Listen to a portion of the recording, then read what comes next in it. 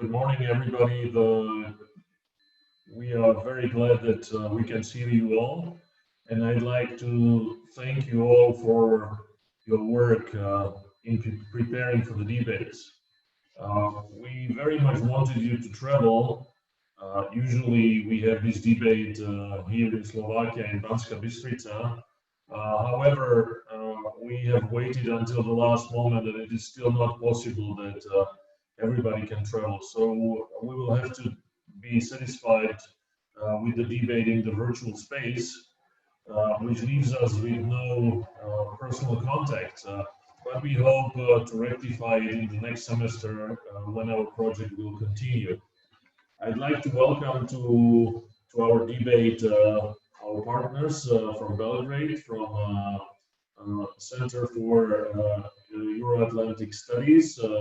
Especially, I'd like to warmly welcome Anja Petkovic, who is managing the project for partners in Belgrade.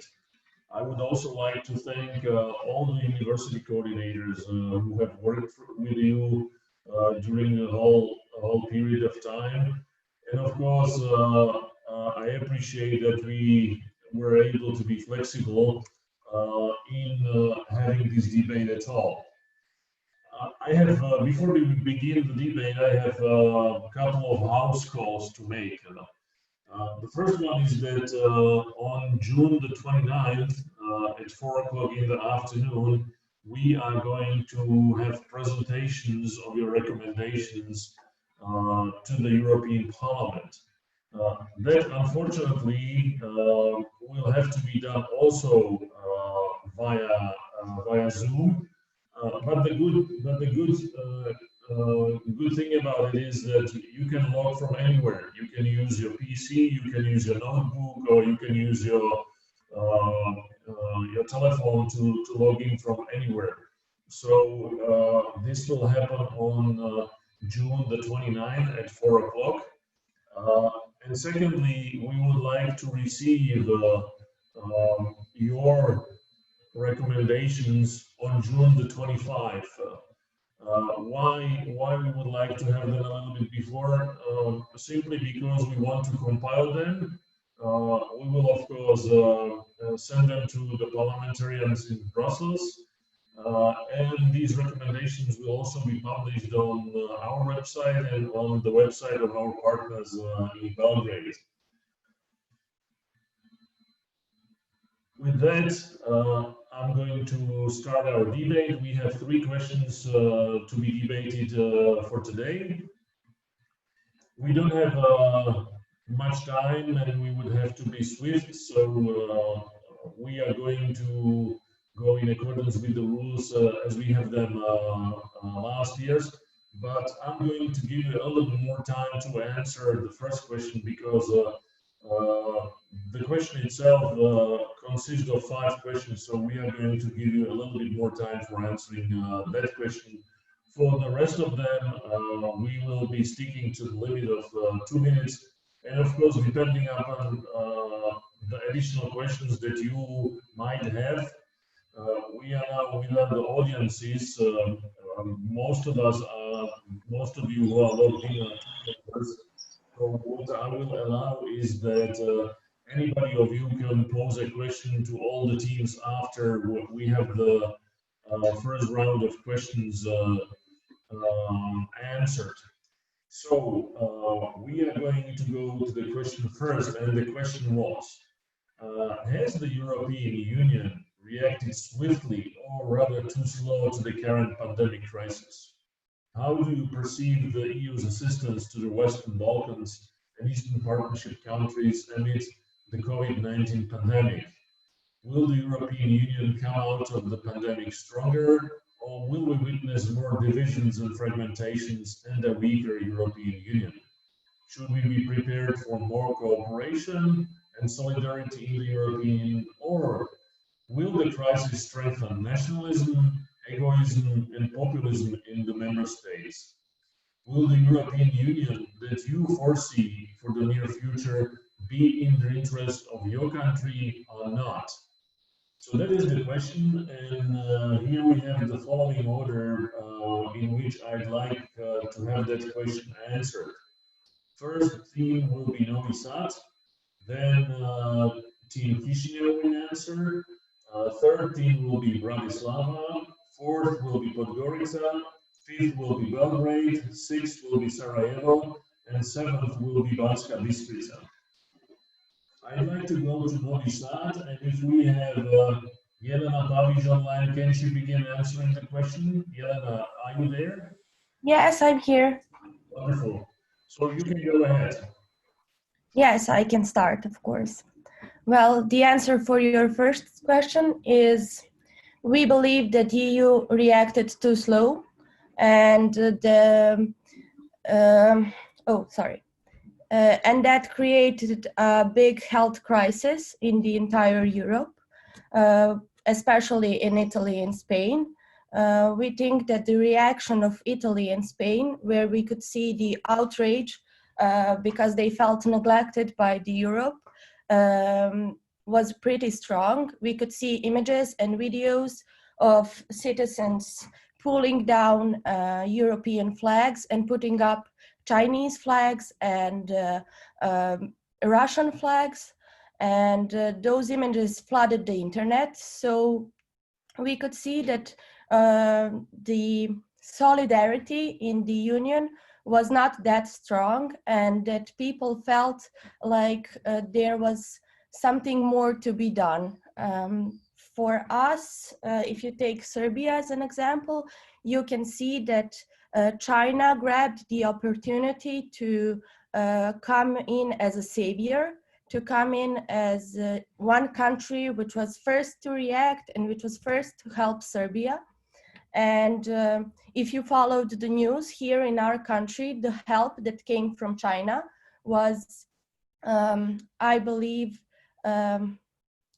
let's say, well appreciated, when the help that came from the Union was neglected. When the plane came from China with help and with medical aid and medical experts, our government with our president went to the airport. They waited for the plane, but when the help from the Union came, no one went to the airport, and it was not so present in the media. Also, Carl Bildt said on Twitter, I think that was like a really good quote. He said, when China sends help to Serbia, Serbia comes in with a huge fanfare, but when the EU comes and when we help, when we send some really necessary aid, Serbia has no response. So it was really hard for our country to, and for our media to follow everything, because we had like press releases every single day where the help that came from China and Chinese experts were praised, and the help from the Union was not. And if we talk about that, we can say that the reaction from the Union was really slow, and when it comes to Serbia, they didn't react on really pressing measures which were taken here. We had curfew, as you know, we had so many laws that were tried to be enforced here, but no one from the Union reacted. So I think that the real question is, is the Union still interested in Serbia?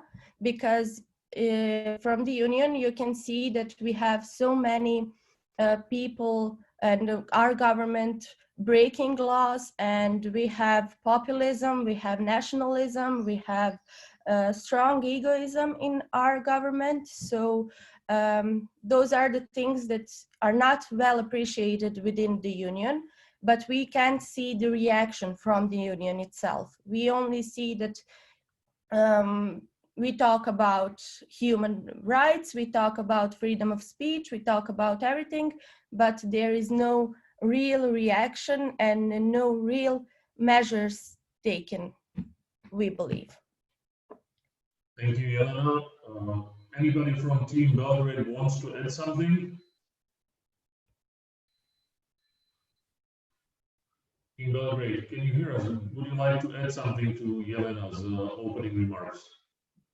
If not, I don't see you moving. We are going to listen to the opinion of Chisinau team. I'd like to call upon Victor Grigoras if he's online. Victor, are you there? Yes, hello. Good morning, go ahead. Thank you. I have just to mention, do I have to answer all 5 questions or just the first one?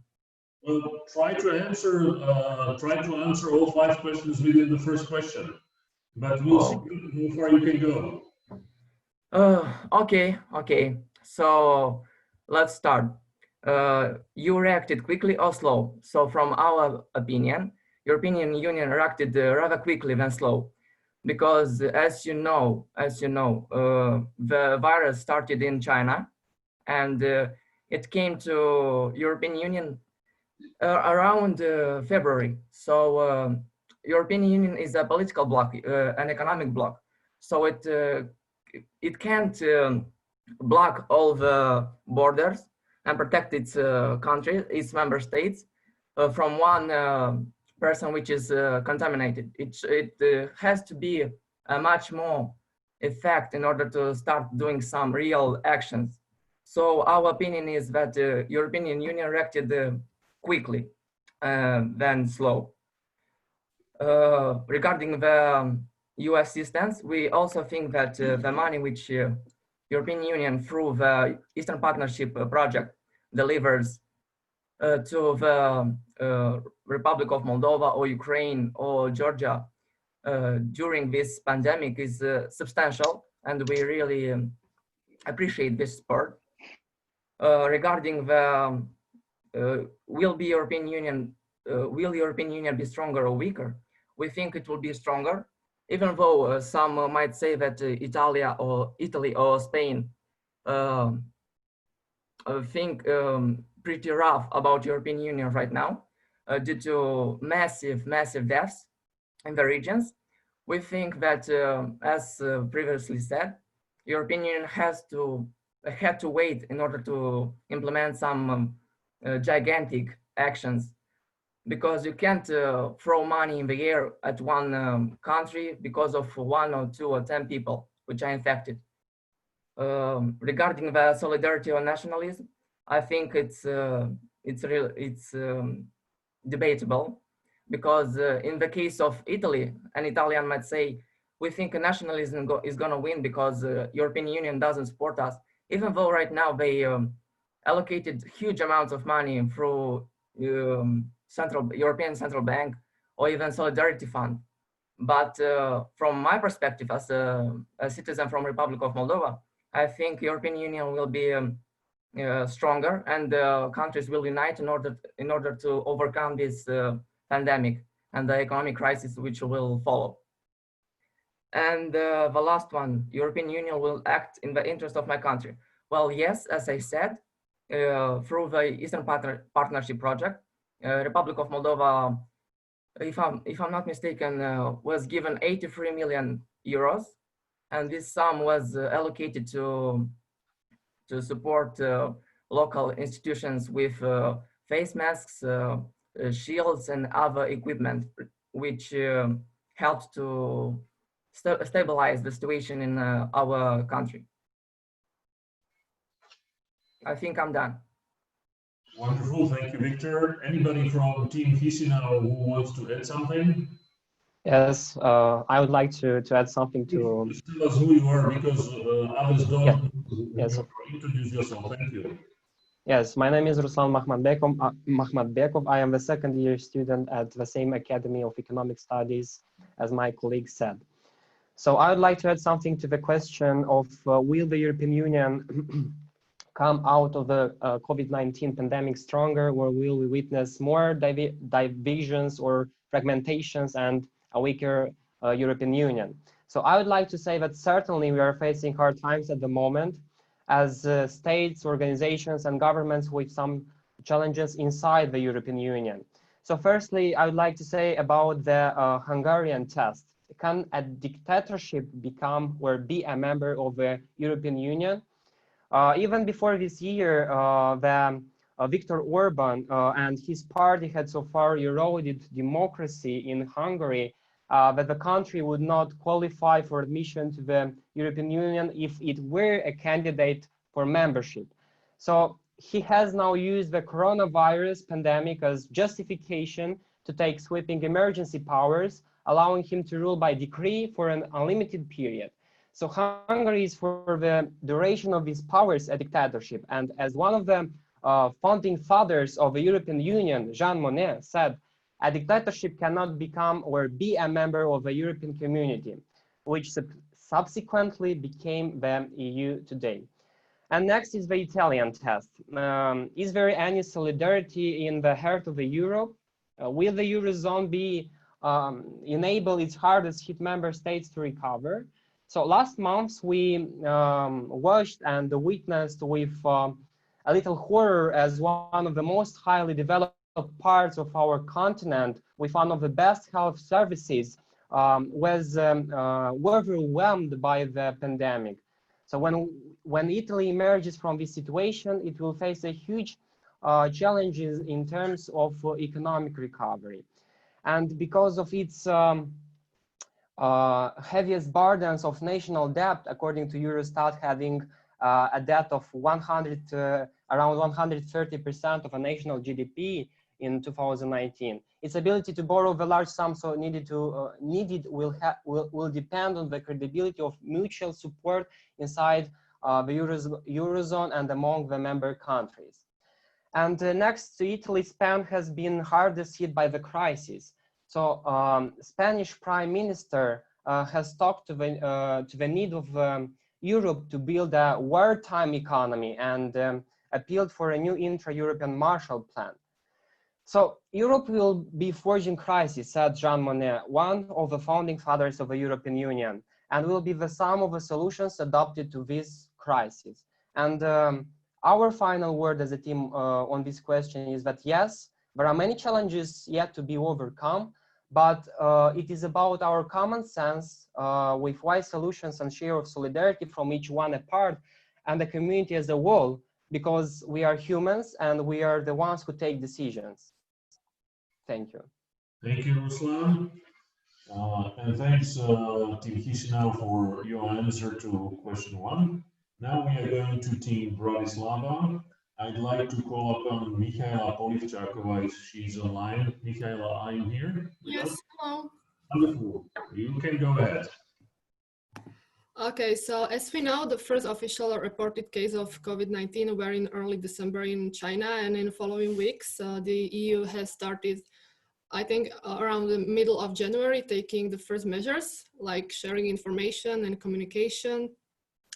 And then later during February, the EU institutions were funding and collecting aid for affected areas. And for critics of EU and its response, of course, it was slow, but and it was not enough to tackle the virus. But the union in that moment couldn't do anything more, because union powers in this area of public health policy are, let's say, weak. And the union basically can just support, coordinate, or supplement the actions of each member state. And that's why member states of union, we really needs to start talk and debate about the future of the union as a whole, and about the competences and powers of EU institutions, because current situation does not meet the needs of EU citizens. And because the short-term actions, as we saw now, are no longer enough, and what we really need is focus on longer-term solutions, and this can be done only on European level, not just state level. And if the union come of pandemic stronger, I hope so, and also this depends on domestic politicians and the citizens, us, and also about media, because it plays the key role and is necessary for everyone to know the truth and real facts about current situations to make qualified and correct decisions. And about Slovakia, so we got a new government, which is pro-European. So hopefully it will remind the directions toward more cooperation and solidarity to the future. So this is all from my side. Thank you very much. Anybody from Team Bratislava who wants to add something? No, I don't hear anything.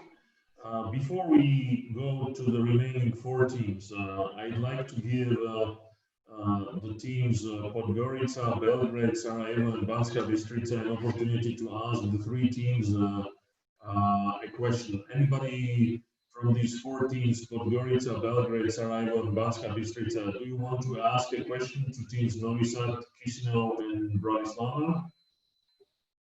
I would like to ask a question. Go ahead. From team. My name is Alexander Simoni. I come from Team Podgorica. I'm a 4th year of the Faculty of Political Sciences. I had a question. It doesn't matter which team wants to answer. We've been focusing on what kind of reaction we got from the EU regarding the help and the whole coping with this situation. I would like to ask the teams, do they think that this help and this reaction is a one-way street, or that there is another side of the story, like regarding the national interests of the countries and the rising of nationalism? Should it be the side of the countries receiving help, that there is something they should have done prior to waiting for the help from the EU or other actors such as China or anybody else? Is there something that should have been done before waiting for the actual aid to come in, like money packages or funds or anything else? Do they think that they should have relied on other factors and other actors to help, or they should have done some prevention measures before? And were these measures, if they were implemented, were they implemented in the right way or not? Wonderful question, and I'd like that question to be answered by all 3 teams. Whoever wants to be first, he or she can start. I'll start. Go ahead, Marco. Okay, so I think that every country is, first of all, responsible for their own citizens. And I completely agree with you that every country should have taken some precautionary measures before they expected help from other countries. Even if they were more developed, they're more prepared for the virus. So the problem with the EU, for example, was that I think that they, as a union, as an entity, should have actually had some sort of meeting or whatever just to take these measures. So I do think that the EU should be held responsible for its member states, but I also agree with the fact that every country and every government should have taken measures in their own hands first of all. Thank you, Marco, and thank you, Novi Sad. Bratislava and Chisinau, whoever wants to. Can I add just something? Yes. You are totally right. It is a two-way street, but I think that the EU saw the reaction from Serbia.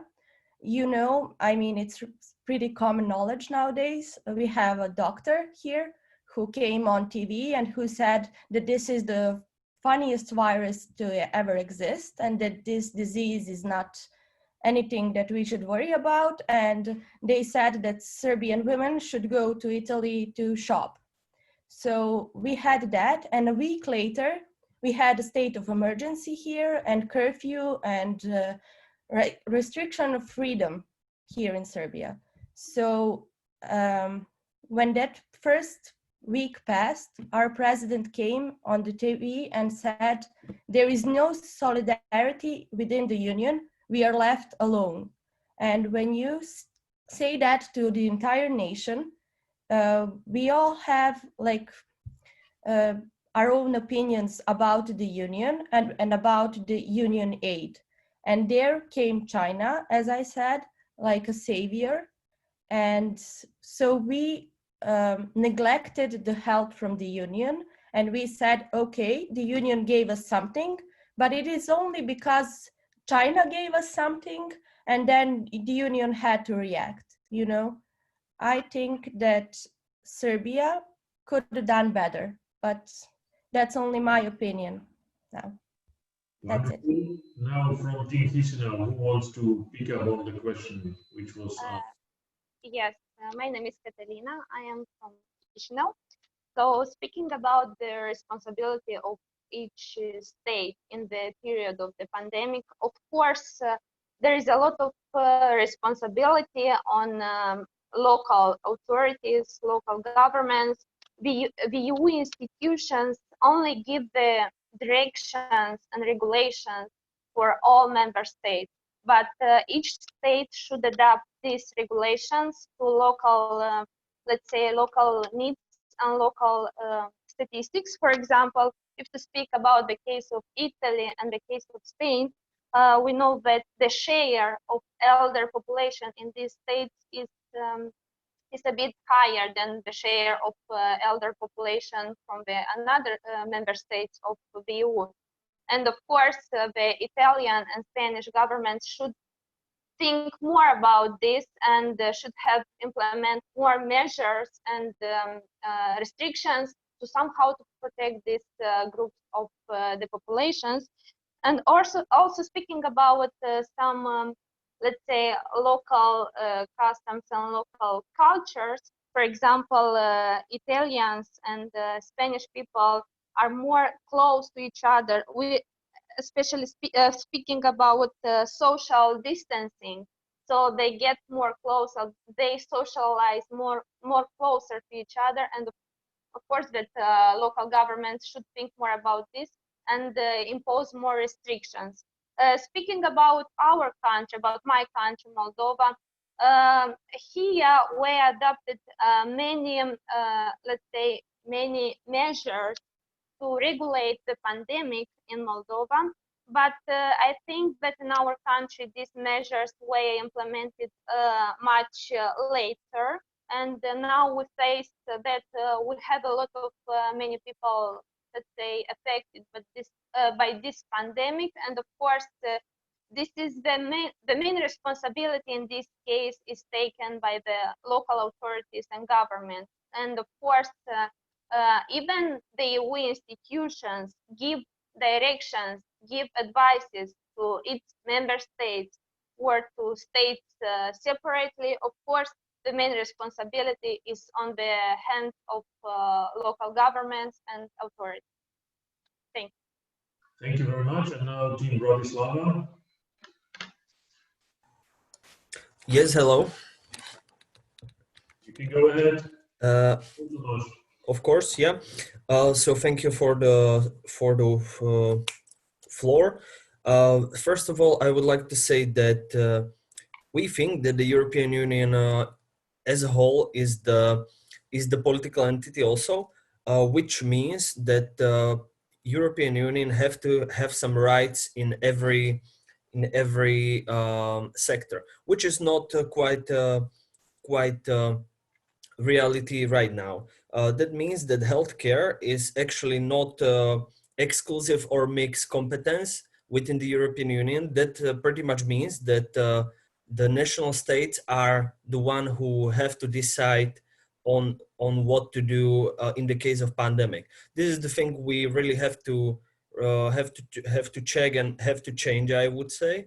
And this is the thing why the responsibility is not on the European Union side, because, for example, Spain and Italy or Austria, for example, these are the countries who made their decisions, who or which affected whole European Union. So I would say that it's the responsibility of the states, of the national state, what actually happened, and we really have to think about the more federalist model of the European Union, which will actually be able to counter the pandemic as a whole. Thank you very much, Tomasz. That concludes our additional questions, and now we can continue with the 4 teams in answering our original question. Now we go to Team Podgorica, And I'd like to call upon Kristina Stepanovic if she's with us. Kristina, are you here? Okay, doesn't seem to be the case. Kristina? We are here. Can you hear us? Yes. Since the spread of the infection, the European Union has been criticized by both the region and by the member states themselves, such as Italy, which was among the first to count the victims of the coronavirus. However, the COVID-19 pandemic, it caught the world unprepared, so the EU was no exception. After weeks of settling its own situation and adapting to the new one, Brussels saw the Western Balkans and offered it money and participation in some joint initiatives and funds in response to pandemic. On paper, the Western Balkans aid package consists of 38 million euros, which are immediately available to countries to procure medical equipment and meet other health system needs. Also, 373 million short-term aid for post-crisis period with the aim of repairing the socio-economic consequences in 6 countries in the region. What is important in this situation is a sense of solidarity and togetherness. The EU has shown that it has not forgotten the Western Balkans region in this situation, but however, we could also feel the lack of solidarity, selfishness of states and national interests that came to the fore. These are the results of this pandemic and something that will definitely determine relations in the world. Lack of trust, mutual relations have been a topic and will always be a topic after this pandemic. We believe that the EU has survived many other crises, as we will all do together, but also welcome the next one. After these situations, we still see Montenegro as a part of the European Union, and we believe that the main foreign policy goal of our country remains a membership in the EU. Thank you. Thank you very much, Kristina. Now we go to team. I'd like to call upon Marko Žunjić if he's with us, if he can start answering the question. Marko, are you here with us? Yes, I'm here. Go ahead. So COVID-19 pandemic surprised everyone, so you couldn't be prepared and it couldn't actually act quickly. European Union is very complicated political system, so it's really hard for EU institutions to take all necessary measures so fast. And that fact has forced many member states to act on their own. So closing the borders between them and removal of the flag of the Europe made many people conclude that actually Schengen area is dead and that the European Union will collapse after the pandemic. But even though that economic and political crisis after the pandemic will be great, it cannot be expected that the EU will collapse. But certainly it won't stay the same. But it doesn't necessarily mean that the EU will become weaker or face some new Brexit or something like that. On the other hand, there is no big chance for some significant institutional reforms in this time because there is not enough political will, and also we believe that it is a very complicated process, and after the pandemic it is impossible to come together at this time. But history of the European integration shows us that this process can go only forward, not backwards. And actually, we expect that the EU will stay in the status quo, not to have big changes. Thank you. Thanks, Marko. We will now go to Team Sarajevo. I'd like to call upon Dino Šicić if he could start answering the question. Dino, are you with us?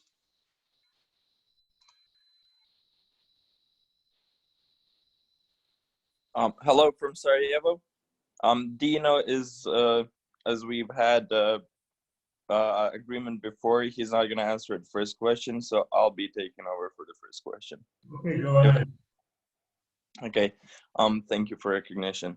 So the Team Sarajevo thinks that EU has done a good job. We've seen that nobody can be prepared. So as the example we can see in the United States, not even such a good economic and a powerful country cannot defend itself against something that was so unexpected. So EU has, in our opinion, reacted the best they could. If they could have done better, they would. Also, the assistance that they have provided to the Western Balkans and our country in particular has been great, and we appreciate it greatly, because without the help from EU, our country, if there was more problems with the virus, there would be possibly greater problems. Continuing on, the EU should come out stronger. That's what I believe, even though China has tried to take leverage over the virus, especially in the countries in Western Balkans, Serbia particular, and also Italy.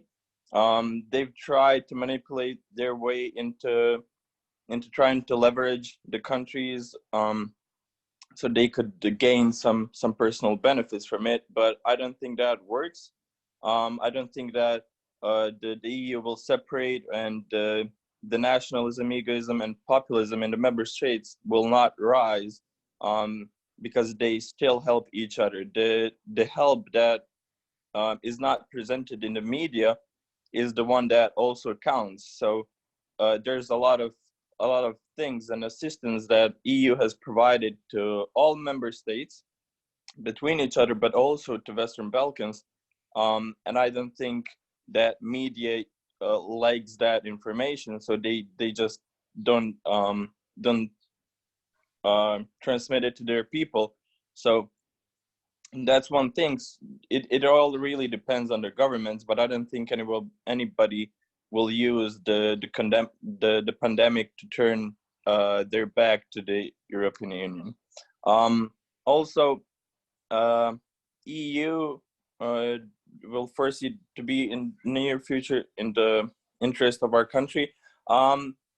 I'm not really sure, but the situation with the EU and the COVID-19 has not been great especially for the situation that's been going on in every country. So I still think, like, when we sum it up, the EU will stay strong. It's been strong. It's offered help to other member states, but also the countries in the Western Balkans area. Thank you. Thank you. We just missed your name. Would you kindly tell us who you are? My name is Haris Hibic. Good. Thank you very much, Haris. We go now to Team Banska Bystrica. Do we have Jan Ružička on the line?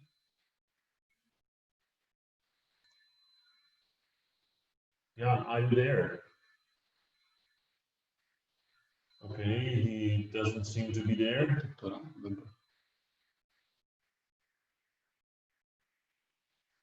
Then let's continue with Alan. You are BB02? Yes, I'm here. If you can hear me. Yes, we can hear you loud and clear. Go ahead. The floor is yours.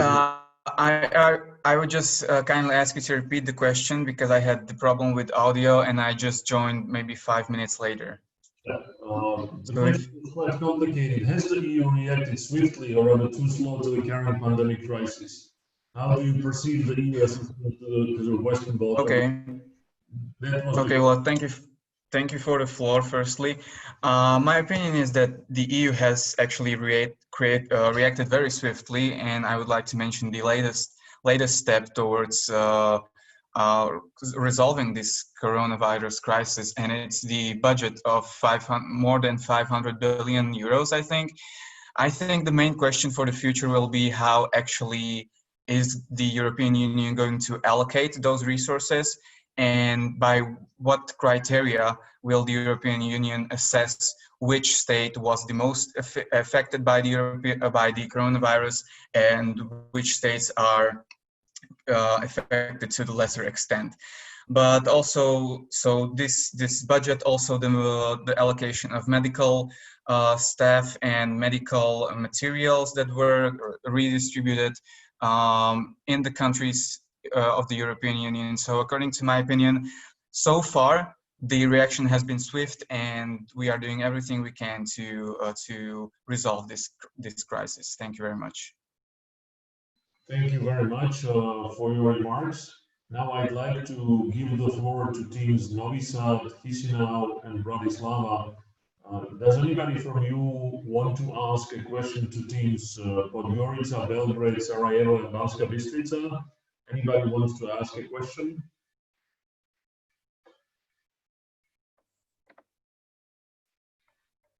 Hello. Hello, Daniela. Daniela, yes, I have a question for all the teams. So as we all know, the European Union closed the Schengen area on 17th of March. However, on that date, already all the countries from the European Union have registered at least one and more cases of confirmed patients with COVID-19. So my question is that, do you think that this step could be taken earlier in order to avoid, or even better, to slow the spread the virus into the whole union? Thank you. Okay, Podgorica, Belgrade, Sarajevo, Banska Bystrica. Please go ahead and answer the question. I'd like to go first from Team Podgorica, if anybody doesn't mind. Go ahead, floor's yours. My name is Alexandra Simoni again. First of all, I'd like to thank Team Belgrade for the Team Novi Sad for the question. I don't think the measures could have been taken any earlier, because I feel like most of us just look at the EU as an entity itself, like completely separated from its member states in a way that it makes decisions like this. We keep forgetting that it's made out of member states that make these decisions in the first place. And closing the Schengen area was a huge step. And plus, on the other side, the European Union and in generally Europe doesn't have that much experience with pandemics. And it was much harder to make these decisions on a regional area, and that it affected so many states at the same time. People keep, especially countries here in the region, they keep mentioning how China swooped in like the savior of the whole situation, but I think it was much easier for a single country to make these kind of decisions and restrictions. Plus, China had much more experience with previous pandemics, and it was, I think, realistically more prepared for this type of situation. Plus, China could have easily implemented the measures, well, easier definitely than the EU among its member states, because it knows its healthcare system better, and it had individual approaches to the measures, which I think was the key in implementing the measures through European Union and in general the European continent, because we've seen that it wasn't a rule that the countries who were well developed and had even a better healthcare system, that they coped with the situation better than others. For example, my country, Montenegro, we in general, when we're looking at the statistics, we don't have the best healthcare system, but we did take prevention measures before the first COVID-19 virus was in Montenegro. So I think this was very important to take the initial role of the state, so you can take the best out of policies and the measures that are implemented on a higher level. So I think basically the answer to the question is it couldn't have been done earlier, because it just takes a lot of coordination and consensus among the member states to implement a huge measure like this. Thank you. Thank you very much. Who's next? I would like to answer the question for Team Banska Bystrica, if none of my colleagues mind. Well, to answer your question really swiftly, as was already mentioned from my colleague from Montenegro, it is the responsibility of every single state to implement the measures when it comes to closing borders and to drastic measures like that. Of course, there are some regional groups, for example, the Visegrad or the Benelux or anything else, that can cooperate together. And just because those countries know each other and know what the situation is like for them, especially, it's much easier for those countries to implement such restrictions as closing borders. And I would not say that that was responsible of the whole European Union. So when it comes to responsibilities of the European Union and to the COVID crisis, those are being handled very well. I think when it comes to border policy, it is responsibility of every single state. So I would not say that we can judge on the question of how the European Union handled this problematics when it is actually not the problem of the European Union. Thank you very much. Thank you. Belgrade and Sarajevo.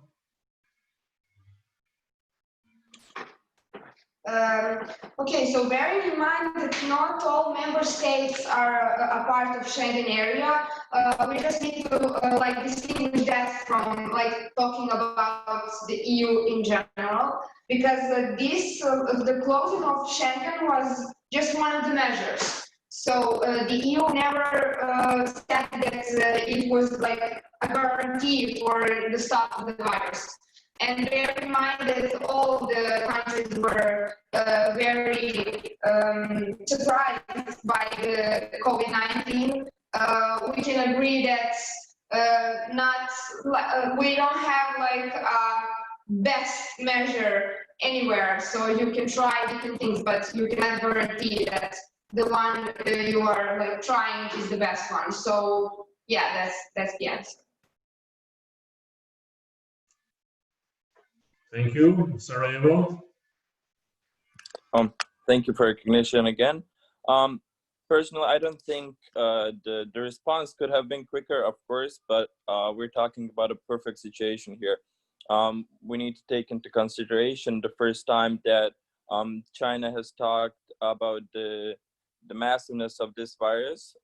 Just before it was said it was pandemic, and I think that if China had not been so, if I can say, selfish with those information, EU could have reacted more quicker, and they could have closed the borders. They could have stopped the airlines.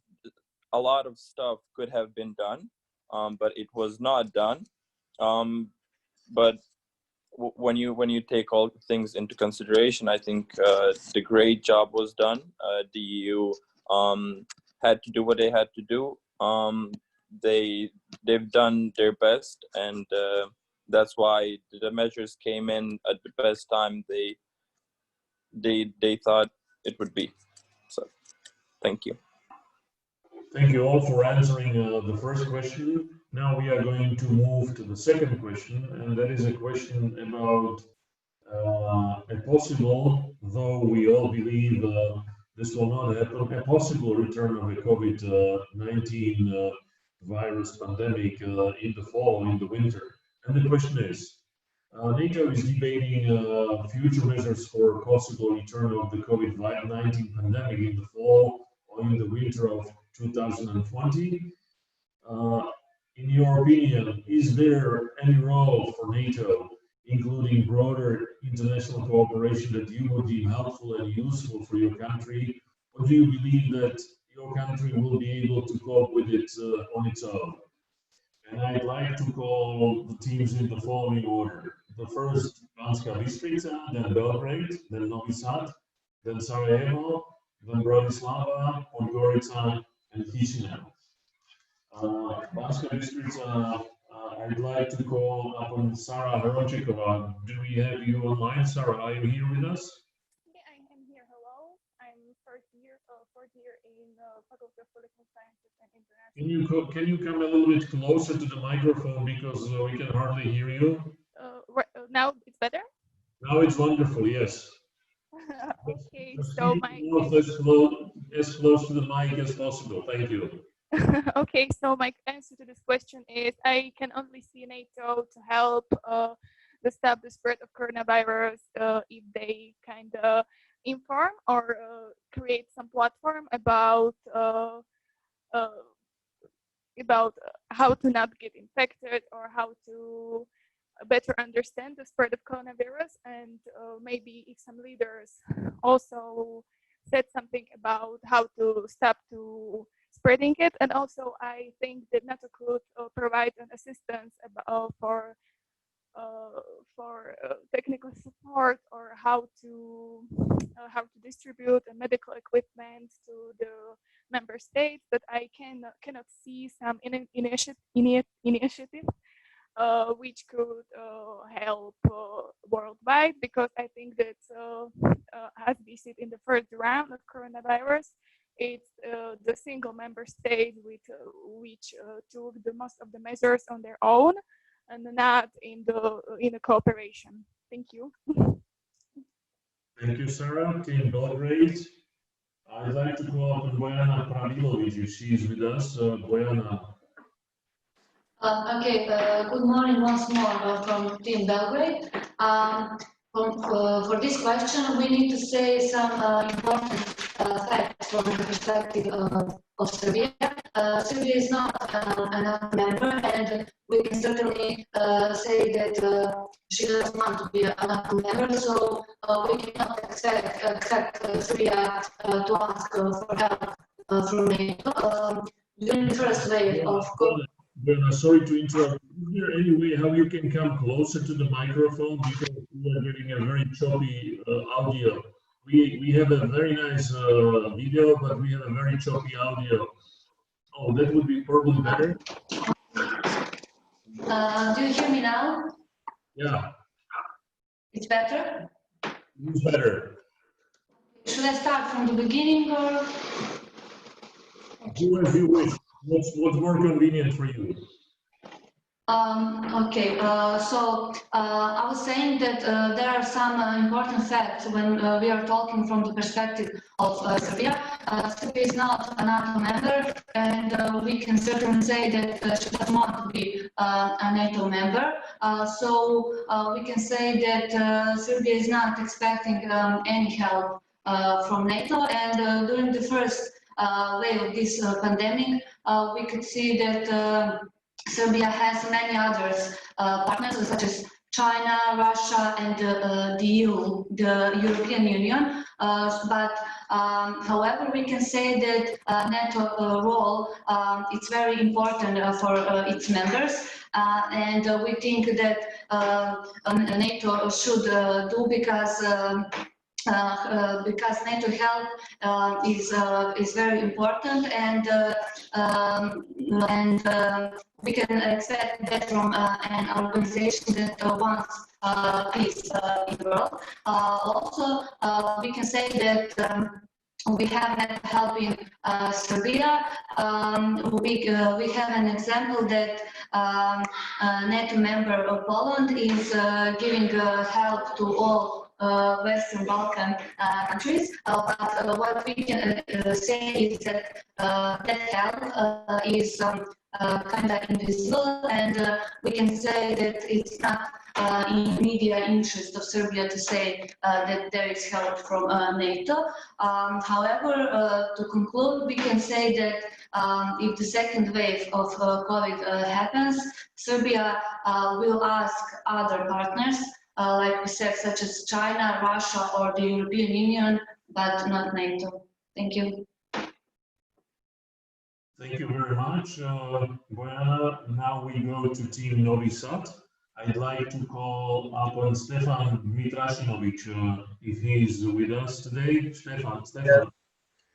Yes, you hear me? Yes, go ahead, please. Okay, my name is Stefan Mitrasinovic. Thank you all for the time.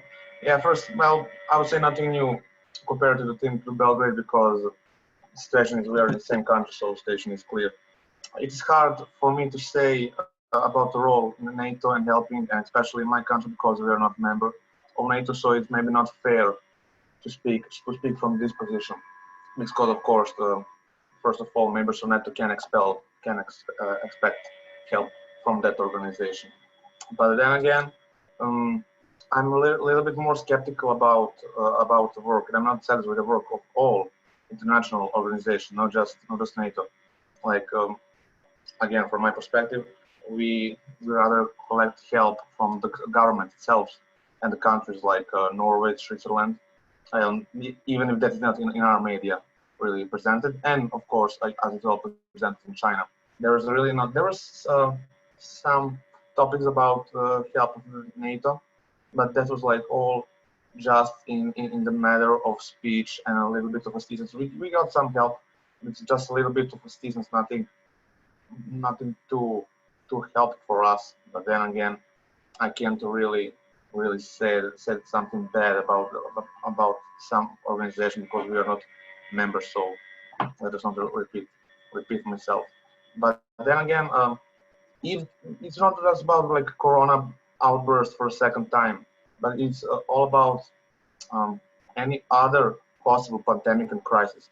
And I see that NATO can be really helpful in that, because even if it's with all perception of military organization, NATO is also organization that can help prevent every type of disasters, as already happened before.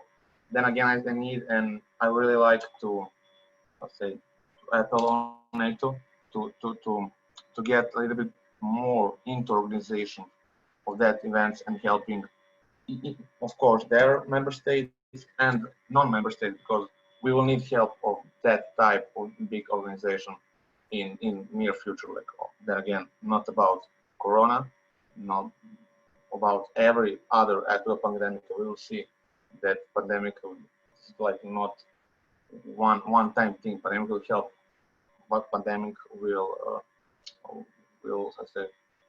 be not even Corona, all this stuff. Pandemic can be on all those diseases, SARS, COVID-19, and all the previous viruses. And I didn't see in those particular cases of viruses not really much help from NATO. I need that need to change. So that would be all from me. Thank you, Stefan. Now we go to Team Sarajevo. Do we have Belmin online? Yes, can you hear me? Yes, we can hear you loud and clear. The floor is yours. Excellent, thank you. Thank you for recognition. As said, my name is Belmin Šestić, and I'll be covering our opinion on the second question. So first off, NATO has been a great assistance for the Western Balkan countries, and our country included as well. In case of the return of COVID-19, we have a huge benefit and assistance of NATO. If the situation escalates with the virus, we believe major forces that can help us in that crisis will be EU and NATO. Considering we want to join both of these, we believe their assistance will be provided and it will be helpful and of great use. For example, Poland dispatched nearly 70 tons of medical supplies to Albania, Bosnia and Herzegovina, Montenegro, North Macedonia, Kosovo, and Serbia this week, helping them respond to the COVID-19 pandemic. In response to requests for assistance from North Macedonia, Montenegro, and Bosnia, on the 8th of April, Turkey provided all three countries with medical supplies, including protective clothing, masks, and test kits.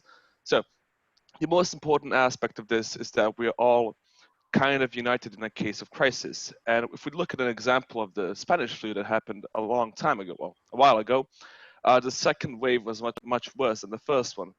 So in the case of the return of COVID-19, we could really use the help of such great forces that could help turn the tide, so to speak, in our favor. So we can actually endure both economically and in terms of health. And even countries, well, the Balkan countries do have a high standard of hygiene. Even those countries are vulnerable to something like a virus because it can mutate. It's really difficult to develop a vaccine. And well, in our opinion, it's really important that we stay together and trust in NATO and EU to support their allies and other countries that are in need of help. Thank you. Thank you. Just to let you know, the audio that is coming from you is wonderful, but we can't see you. I don't know, maybe. Oh, my apologies. I have forgot to turn on the video. So sorry about this. Now we can also see you. Wonderful, thank you. Excellent. You're welcome. Before I give the floor to Bratislava, Podgorica, and Chisinau, I also would like to give them an opportunity to ask a follow-up question and put it to teams Banska Bystrica, Belgrade, Novi Sad, and Sarajevo. So Bratislava, Podgorica, and Chisinau, do you have an additional question for the four teams? Anybody wants to ask a question?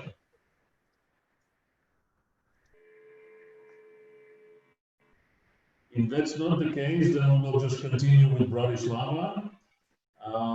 Do we have Maria Goboneva online? Maria, are you there? Yes, hello, I am here. Wonderful. Yes, I'm sorry, I have some technical problems, but I hope I will solve it soon. We can hear you loud and clear. We cannot see you, but we are also thankful for your voice. So please go ahead. The opinion is that what we are waiting for. Okay, thank you. So, in connection with the COVID-19 pandemic in Slovakia, I personally do not notice any significant assistance from NATO troops. Of course, in the case of the, let's say, a second way, powerful way of this virus, military doctors from the entire alliances could help us in particular. At present, however, the help of our armed forces is enough for us. I think our government did the best for us, and also we closed, let's say, our school. We canceled our schools really soon, and because of this, we also don't have a lot of cases, like confirmed cases. And this crisis or another future crisis, there is no state which will be able to cope with similar situations on its own, as we see it to be on its own in this globalist era is possible just for very short term, but a longer period needs to be internationally coordinated. NATO help among allies with logistic, planning, coordination, and transportations, like patients or medical supplies, including protective clothing, masks, and test kits, is very helpful and useful. Because NATO member states sharing information and best practice among them, what needs to be done next is just to work on these processes. Thank you. Thank you very much. Now we go to Team Podgorica. Do we have Angela Dakovic online? Hello, can you hear me? Yes, we can hear you loud and clear. The floor is yours. Okay, thank you so much. So regardless that NATO was not on the front line of the defense, given that it is a civilian health crisis, NATO, however, has provided support to health institutions and coordinate support coming from NATO. It's coordinated and supported member states efforts to combat the pandemic situation through logistical, transport, and medical assistance. So NATO's response to pandemic situation globally so far has shown that the alliance can have positive support in helping member states respond to health emergencies, especially in overseas communities. Also, help that NATO provides through the Center of Disaster and Rapid Air Mobility, which was established for military purpose, but in this crisis was used for a civilian purpose. This is very important to mention. So although this is a health crisis, we cannot ignore the importance of providing security to the member states and to the alliance as well. This crisis has shown how important military forces are when they can support civilian efforts to fight the crisis. So we believe with that experience gained so far, we will be able to fight the pandemic much more effectively if it returns. So although our system has shown like with big qualities, expertise, and responsibility. We believe that much larger countries have failed to cope in this situation, and therefore any help is welcome in this situation. So we also believe that the event of return the pandemic in the fall 2020, any assistance is welcomed, as well as NATO assistance, as well as any assistance of member countries in the collective defense system. Thank you. Thank you very much. And now we go to I'd like to call upon Violeta Shevchenko, if she is with us. Violeta, are you with us?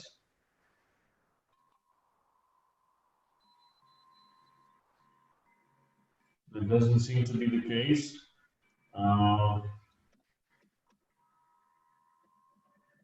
Is Lloyd Petru with us? Yes.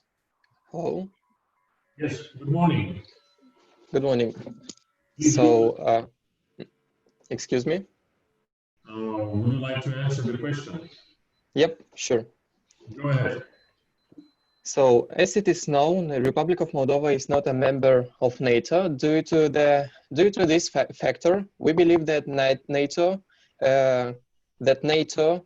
the help from NATO is not substantial to our country, taking into consideration that even the member states are helped mainly with transportation matters. For instance, highlighting the information from the fact sheet response paper regarding COVID-19, NATO uses its resources to help countries to get the materials from point A to point B. So those 30 countries interact with the help of NATO and solve logistic problems of their own, easing the process of getting over the consequences of the virus. However, we have to take into consideration that the Republic of Moldova has had massive coverage with necessary materials, tools from states such as Romania, Lithuania, Slovakia, and the above mentioned countries are part of the NATO. So technically, the humanitarian aid which we got from our neighbors and other member states represents NATO's cooperation in the context of the pandemic. Nevertheless, the 3.5 million euro was allocated from the Romanian government, not the NATO funds. 50,000 euro was donated by Slovak Agency for International Development, Slovak Aid, not by NATO. And the last but not the least, Lithuania Air Force delivered protective face shields, not NATO, making the assumption that the Republic of Moldova in the context of COVID-19 related issues definitely was helped and sustained by bigger and stronger states, but sure not from the North Atlantic Military Alliance. Thank you, and if my colleague would like to add something, I would appreciate that. Thank you very much. Anybody from Team Chisinau wants to add something? Yes, I'd like just to highlight the first paragraph from the NATO fact sheet to make our point even stronger. So, NATO and allied measures. Allied armed forces are playing a vital role in supporting national civilians' responses across the alliance. This support includes logistics, planning, and the transportation of patients. Thank you. And also, if I have the possibility to add, I am also from the team from Chisinau. I would like to mention that each help in this difficult period of not only for Moldovan citizens, but for all people in this situation, it is very important to welcome any help, any aid from any country and any organization, because it is important to cooperate. It is important to show solidarity, to show interest in solving this problem. So I think that even if we are not a member of NATO, we also will welcome any help and will be open to collaborate and somehow to to communicate with not each member state separately from the NATO, but even with the NATO in the world. So we will welcome any help. Thank you. Thank you very much. This concludes our second round. But I still have an additional question to all the teams. It's a very simple question, and I believe that it could be answered very quickly. And that concerns public perception of NATO after the COVID-19 pandemic. What do you believe? Is the public perception of NATO in your country better after the coronavirus? Is it the same or is it worse? And whoever wants to start, go ahead. Okay, so if I may start, my name is Tomáš Čekma, I'm from the team Banská Bystrica, and I would like to say that the perception of NATO in Slovakia hasn't changed that much. There are a lot of people that say that that are against the alliance, but I would like to state that maybe if the alliance would like to make their perception better in the member states, maybe they should lower the expectations of the 2% of the GDP given to the defense, because after the coronavirus pandemic there will be an economic crisis, not only in the member states but also in the whole world. So the member states will not be able to provide that much funds to the defense department. So I would say if NATO were to lower these expectations, then maybe the perception of NATO would be much better in the member states. Thank you. I would like to add something about this question. I'm Ilya Gavrilovic from Team Belgrade. Well, we think that the perception of NATO in Serbia would be the same after the pandemic is over. First of all, because as you mentioned, the perception of NATO and the assistance that NATO had given to all countries in previous period wasn't in interest of Serbians media. We can conclude that the perception of NATO would be the same after the pandemic is over. Thank you. I just want to add something short, if you agree, from Montenegro. Yes, go ahead. My name is Angela. I just want to say our perception of NATO during this pandemic and after pandemic. We believe, I mean, we are a member of NATO since 2017. So during this pandemic, we had a lot of helps from NATO and from member states as well. So generally, like perception of NATO in our country is on the same situation, but in the perception of some other peoples, we can say that it's much better than it was before. You know, our trust in NATO is much better now, I think, generally. Thank you. Thank you very much. Team Novi Sad, if it's okay. Go ahead. I'm Marko Lazic from Team Novi Sad. I wanted to conclude what my colleagues from Belgrade have said, because we're from the same country. I can agree with them that the perception of NATO will be unchanged in Serbia, but I think it can be even worse depending on what the situation in US now. We can see that US has troubles because of the protests and everything, and the US is the main country of the NATO. So I think that people, if they see crisis in US, if they see that the US cannot resolve their issues on their own soil, people would think how they can help anyone else. And that's what we are seeing right now. I don't know if we're going to see that in the next month, in the next 2 months, if something is going to change. But I think perhaps the things that are going on right now in the US are even way more significant than than the coronavirus. I think that the perception of NATO would be directly linked to the thing how the U.S. authorities would solve the current crisis in U.S. That's my opinion. Thank you, Marco. Who's next? Yes, Yeah. hello. Sorry, ladies first. Go ahead. Thank you. Yes, I'm Katerina from Chisinau. Speaking about the perception of NATO in our country, it remains the same.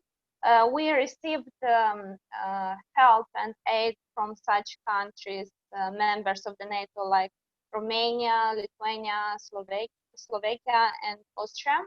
And in this case, we have changed the perception regarding these countries separately, not regarding the NATO as a whole. So as a conclusion and as a small answer from our team, the perception remains the same, but regarding these member states, yes, we appreciated very much their help, and let's say we get more closer to each other, and in future we tend to collaborate more and to let's say to change more things regarding the partnership with both countries. Yes, thank you. Thank you. Yes, hello. Do you mind if I take over for a second? All right, I am speaking on behalf of the Bosnian team from Sarajevo, and I want to say that, wait, just first the webcam, okay. So even though NATO is an intergovernmental military alliance, I think this was an excellent opportunity for us to see that it can be useful not just in times of war, but also in times of different crises.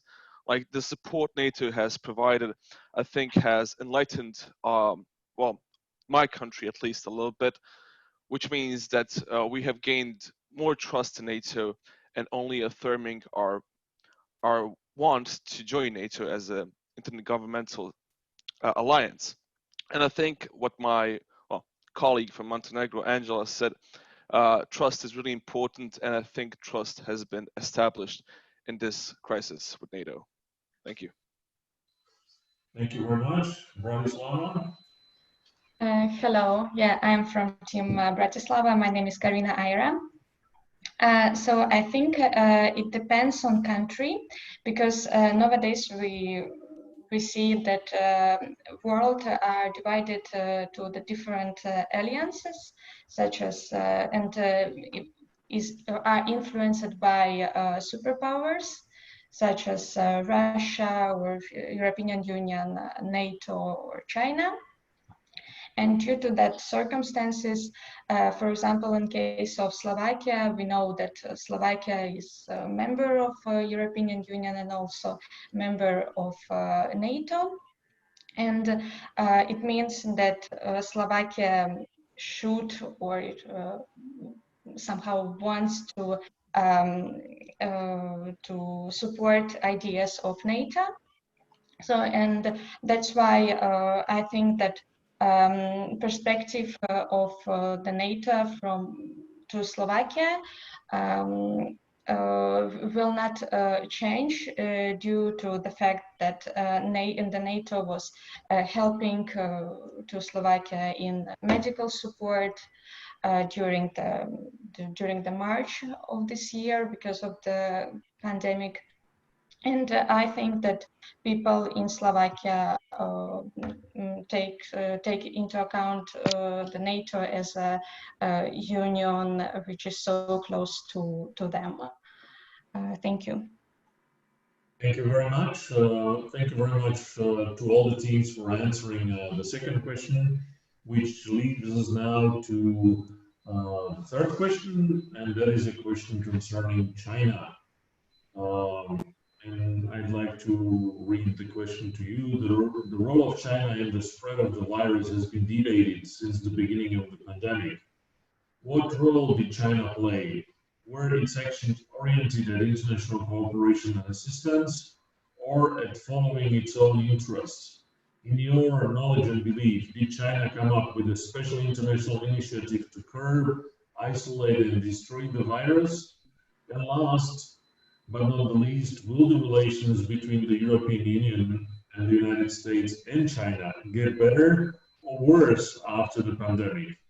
And I have the following list to answer the question. First will be Chisinau, then Podgorica, third will be Sarajevo, Banska Bystrica will be fourth, Novi Sad will be fifth, Belgrade will be sixth, and Bratislava will be the seventh in answering this question. So Chisinau, you can take the floor and answer this question. We heard from Violeta, we heard from Grigori, we heard from Ruslan. Catalina, you want to begin, or who wants to pick up on this question from Chisinau? Can I start to answer? Yes, please. Yes, I'm Daniela. So about the China, now the China is facing a huge problem. It's like two-in-one problem. So the being criticized as the generator of this virus that has affected all the countries at the worldwide level. So the role that China has, it's actually China's image has been damaged globally due to a widespread perception of this virus made in China. And moreover, Donald Trump has mentioned that has accused China for hiding some information that could help us face in a better way with this problem. Moreover, China has acknowledged that it instructed unauthorized laboratories in order to destroy the samples of the novel coronavirus for a biosafety reason. And this also was mentioned about an official with the Chinese National Health Commission that yes, the samples were destroyed in line with public health laws, and they in order to prevent the risk to laboratory biological safety. So regarding the China's relations with the EU and the USA, we can, as everybody knows, at the beginning, the relation between China and US were pretty bad, as Donald Trump is accusing China for the hiding some information about the appearance and the spread of the virus. However, Donald Trump has mentioned some days ago on 5th of June that he has now a different view regarding their relations with China. And he also has pointed out the idea of the deal that they have signed a few months ago. And he is willing to keep this one-face trade with China. About the relationship between EU and China, we can say that they're pretty good, as they're still having in touch, and they collaborate. So this COVID has brought some opportunities for communication between China and the European Union, as the Chinese president and the premier of China have held the telephone conversations with the leaders from the European Union. So this is showing us that they still keep a good relationship. Thank you. Thank you very much. Now, Team Podgorica. I'm here trying to call Milena Mitrovic. Is Milena there?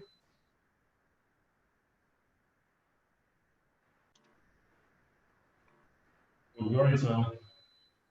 Okay, Milena is not there. Anybody from the team who wants to answer the question? I'm here. Can you hear me? We can hear you loud and clear. Okay, thank you. So the question about China. So the virus first spread from China, so the help also came from China first. And it definitely had a quicker response than the EU, especially for some countries like Italy. And also some countries from the European Union have banned medical export. So that's why China has sent over 30 tons of medical equipment, which presented China friendly in that matter. And we can ask a question, was it just to gain a reputation as a global partner, or there's some other goal? Of course, that was very important for China because in the meantime, USA and Mr. Donald was accusing China of spreading the virus on purpose. which was very hard for China because it needed to limit the accusations. And we still cannot know what will happen, but we can definitely propose a question. Will the great powers try to unite and limit Chinese influence, the great powers such as USA and Russia? And of course, what will happen with the EU? Will the countries be standing united after this, or is there a possible disintegration? Thank you. Thank you very much. In Sarajevo, I have on my list Dino, Belmin, and Harris. Anybody from you who has not yet been given the floor? And there? Yes, here's Dina. I'm gonna speaking on behalf of Sarajevo for the third question. Go ahead. Yeah, you can hear me, all right? Clear. Okay. So we really think that there are two sides of China involvement in this whole pandemic situation, because initially the reaction of Chinese government and media was slow, in our opinion, because China didn't really want the world to know about the scale of the epidemic. So they were trying to contain it. But this posed a problem for the world outside of China, because as we know, the Chinese citizens represent the largest portion of tourists in the world. And this doesn't help in solving the problem of the pandemic or epidemic in this case. So that's one side of China's involvement. On the other side, we can see that China, after they contained the virus in their own country, it really helped in containing the virus in other countries and helping other countries with medical support and medical personnel. From my own experience, I saw this in the example of Serbia, because I saw that they received medical personnel as well as medical equipment. So we, from these examples, we can see the two sides of the China involvement. Then regarding the relationships between US, EU, and China, I think that, well, we hope that these relationships will stay strong or get stronger, because as we saw from the pandemic, that we can't fight this problem individually.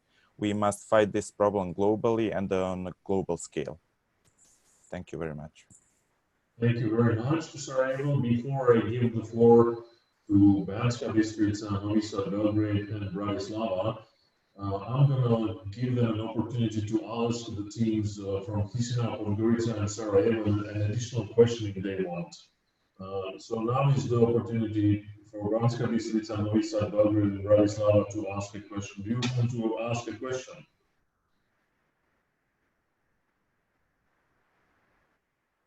If not, yeah. Banska Bystrica would like to ask a question. Go ahead. Go ahead. Can you hear me? Yes, we can hear you perfectly. Great. I have a question.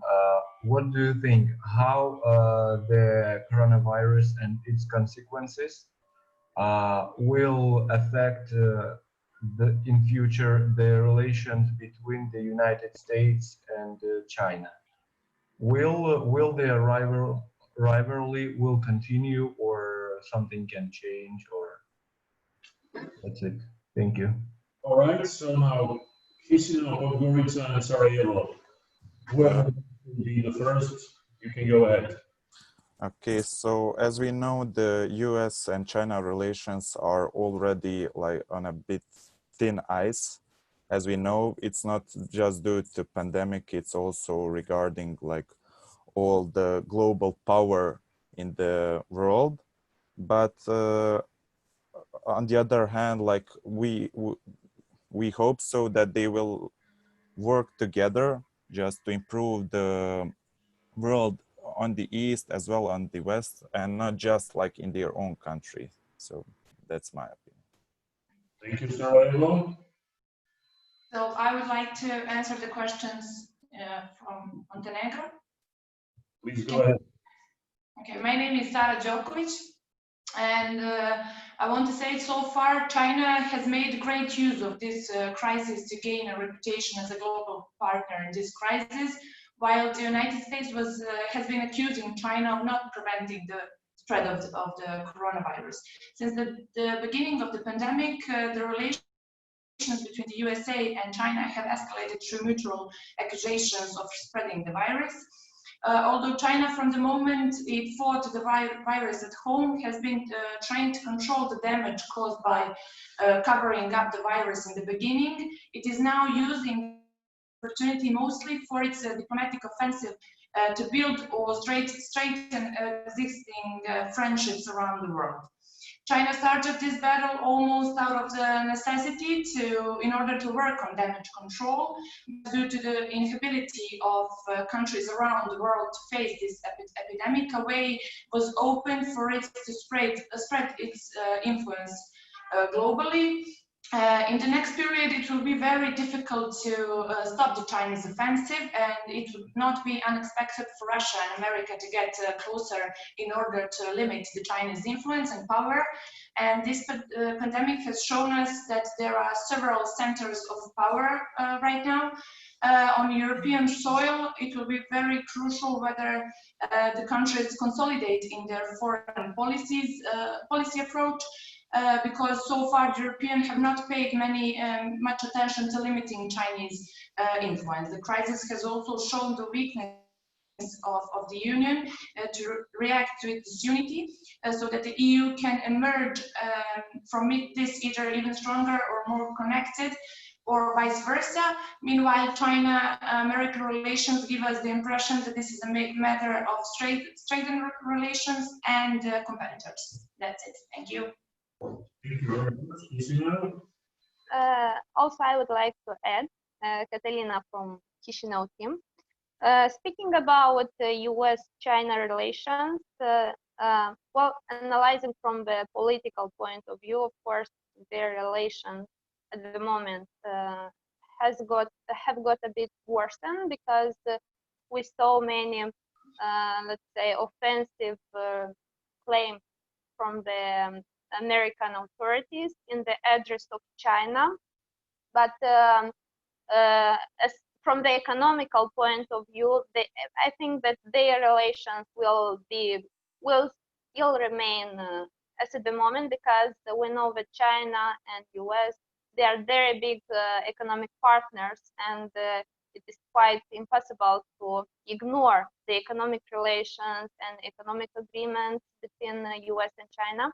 From the social point of view, well, I think all of us saw some discriminations among US citizens toward Chinese people, because there is such an idea in their society that China is it is the generator of this virus, and China has to take responsibility on this virus. And some American citizens are thinking that Chinese people had to answer and had to, let's say, take this responsibility. I think that speaking about US and China as partners, the basis of their relations should be economic relations, and these relations at least will remain the same, because it's quite impossible to ignore this fact. From the political point of view, all depends on the position of American authorities and Chinese authorities. But in future, I think that the situation will improve, and they will remain as partners, and will collaborate in future. Thank you. Thank you very much. That concludes the additional questions for 3 teams. And now we are coming back to Banska Bystrica, Novi Sad, Belgrade, and Bratislava to answer question number 3. So Banska Bystrica, is there anybody who has not yet spoken from Banska Bystrica? Yeah, that's me. That's me.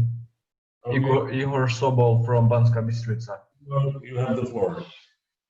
Well, answering the third question, we have to admit that China has a fault.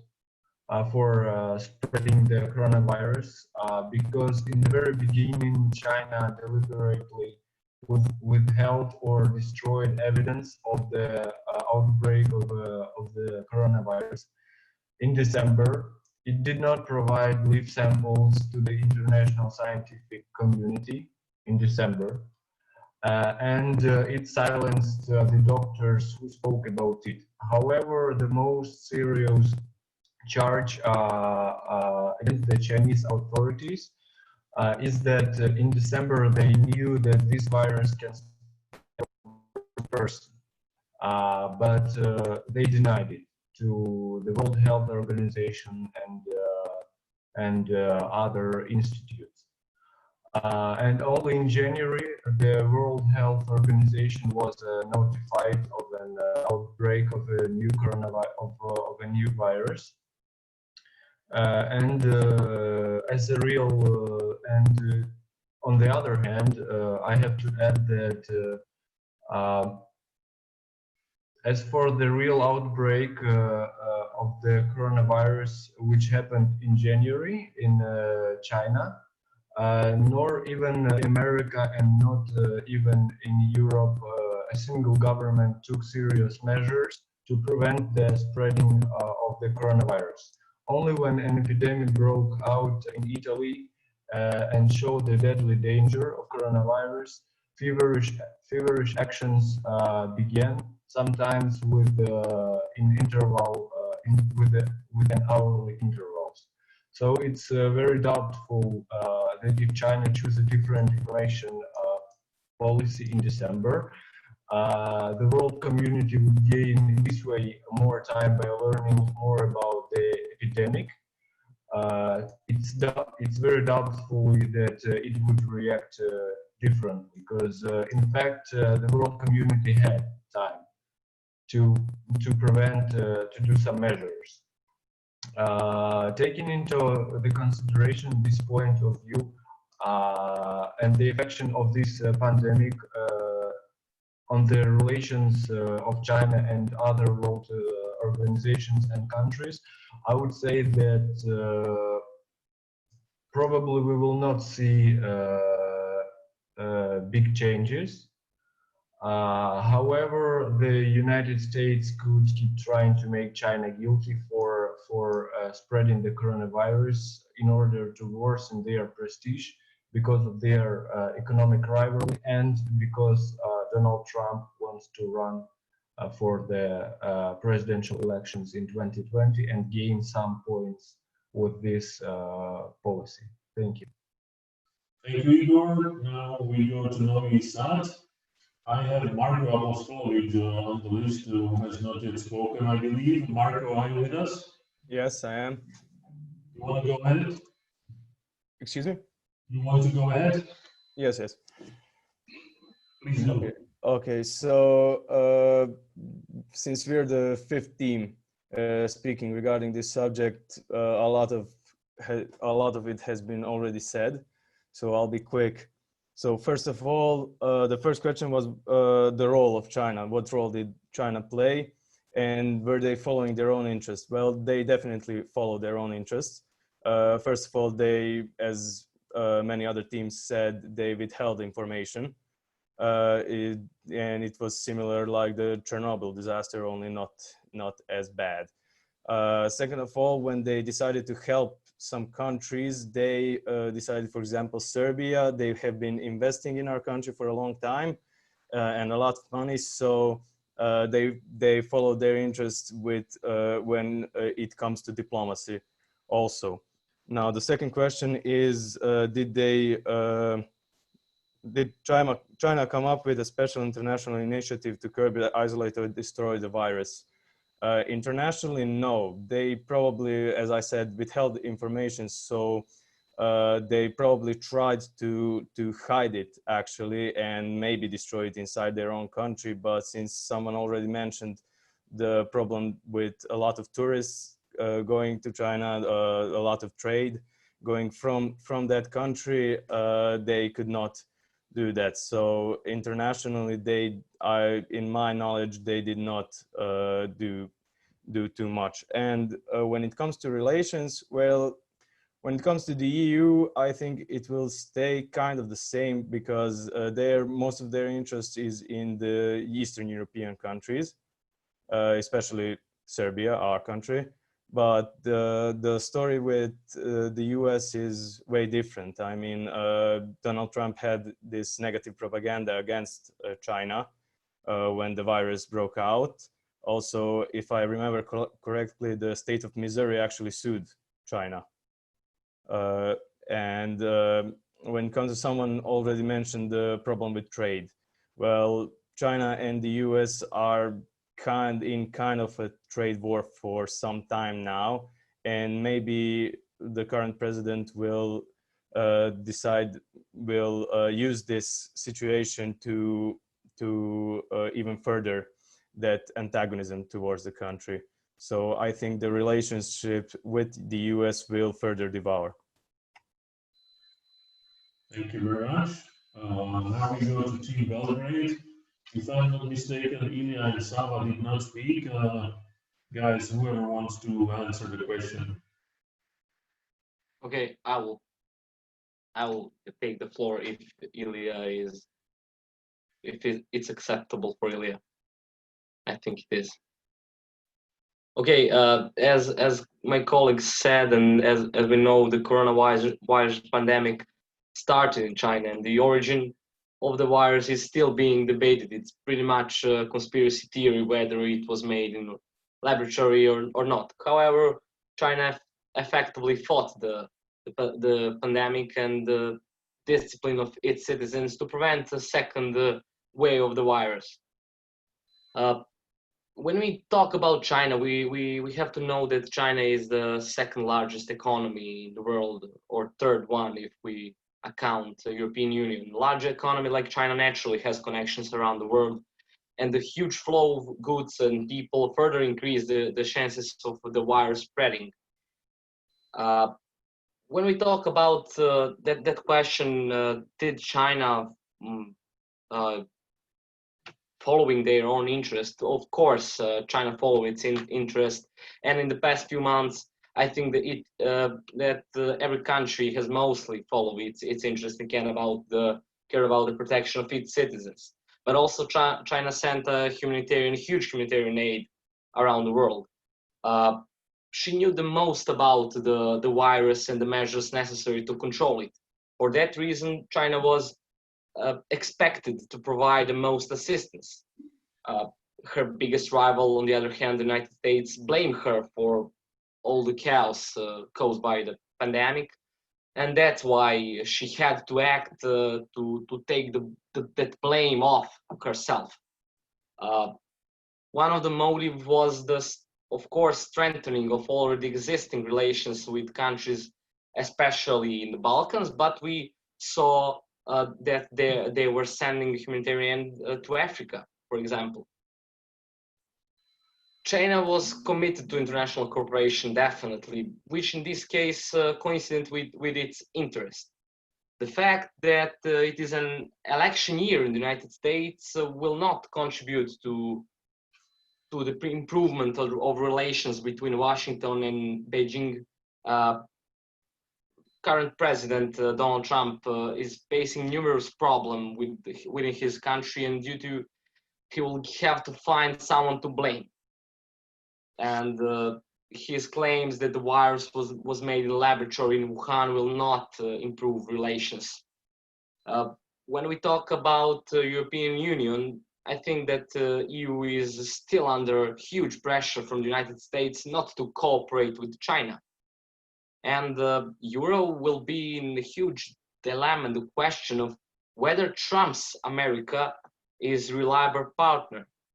It could be an opportunity for China to consolidate its influence on the European continent. Thank you. Thank you very much. And we go to Team Bratislava, where I believe Tomasz will take the floor. Tomasz?